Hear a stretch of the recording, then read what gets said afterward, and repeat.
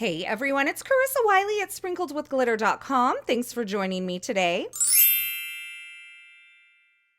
Today I am sharing a beautiful yet simple card project that features products from the brand new Quiet Moments release from Pinkfresh Studio.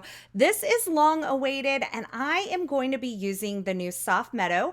This is a stamp and stencil only product suite, and the thing that I love is the background stencil that creates kind of an abstract background behind the stamped and stenciled florals. I'll also be using this new Essentials die set, which is the dotted deckled edge rectangles. I love the dotted details as well as that kind of free edge that makes it almost look like it's torn. So I'm starting out with the Easy Blend Grip Mat from Pinkfresh Studio and stencil number 1. You can see all of the stencils are numbered and have registration marks around the corners to help you align it with an A2 size card front or card base. I'm using just a panel here that measures 4 1/4 by 5.5 inches, and I've positioned stencil number 1 with those registration marks aligned with the corners of this cardstock. Now I have Coral Reef and Peach Fuzz ink, and I'm just blending over using the 1-inch blending brushes to create a soft background. Now I wanted my background to be kind of a warm color, and I chose a color that would blend in with the florals that I will be stenciling over the top. I don't want this to be too dark because I am going to go over the top with the subsequent stencils, and those inks will layer on top of each other. So just make sure that you're using a color that will work well with the color beneath, or that you're using a dark enough color on top that it will kind of drown out the color underneath and not mix too much.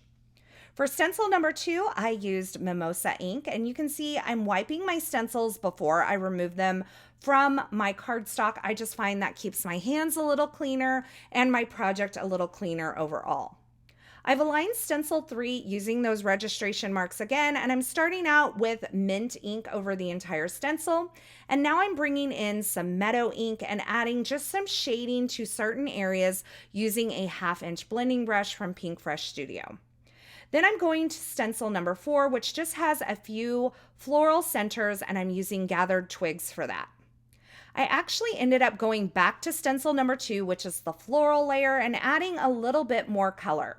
I'm using passion fruit for this and a 1/2-inch blending brush to add just a pop of color and a pop of interest to these florals that have already been stenciled, and I think this was the perfect touch. Also, if you haven't tried the new 1/2-inch blending brushes from Pinkfresh Studio, they've made a little tweak and a little improvement, and I love the new shorter bristles. Now that my stenciled background is complete, I can grab the Soft Meadow stamp, and I am going to place this in my MISTI stamping tool. I have one of the Easy Blend grip mats that's designed for the standard size MISTI inside of this Easy Blend grip mat, and I like to use those checker marks on the background of that grip mat to help me align my cardstock straight inside my MISTI. I've aligned the stamp with the stenciling, and I'm inking it up using the espresso ink from Pinkfresh Studio, and I'm using my stamp press tool to make sure I get even pressure over the entire area of this stamp. I then inked it and stamped it again just to get a little bit darker, deeper image on that espresso ink.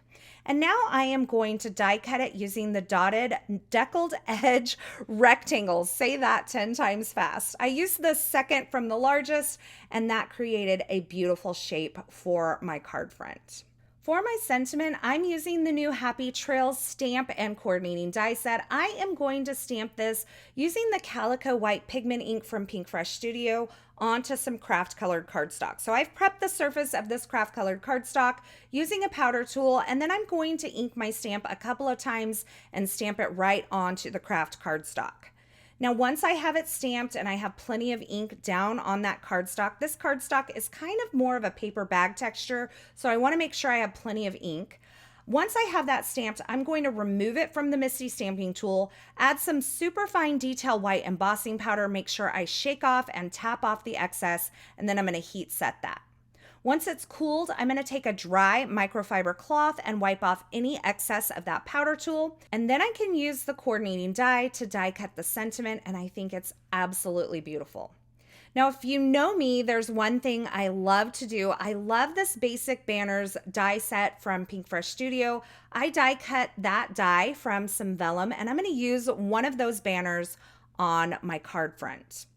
Now, to add a little texture to the card base, I'm going to reposition the Soft Meadow stamp set, and I'm going to stamp some of these leaves onto this card base. So this is actually a folded card base that measures 5.5 by 8.5 inches, and it's scored at 4.25 to create an A2 size card base.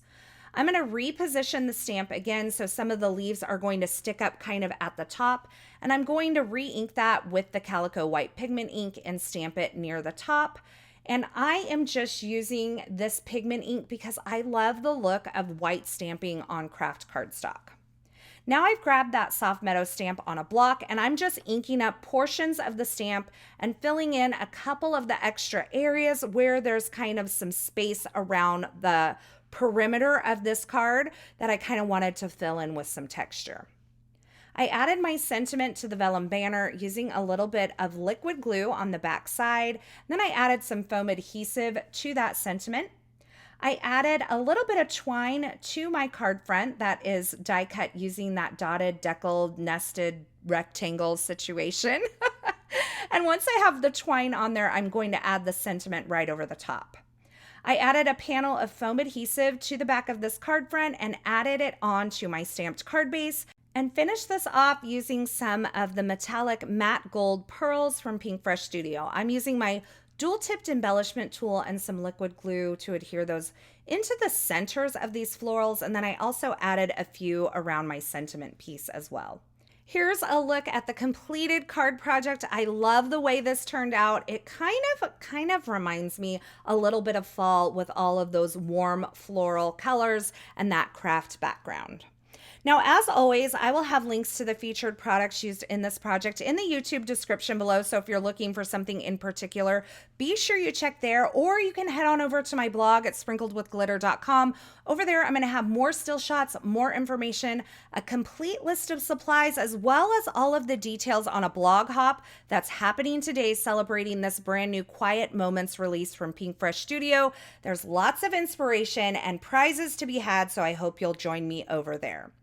As always, thank you so much for joining me here today. I hope you found a little joy, a little light, and a little inspiration. If you did, I would love for you to give this video a thumbs up, and don't forget to subscribe and turn on those notifications so you don't miss any of my paper crafting, card making, and live stream videos here on my channel. Thanks again for joining me. I'm so glad you're here, and until next time, I hope you have a fabulous day.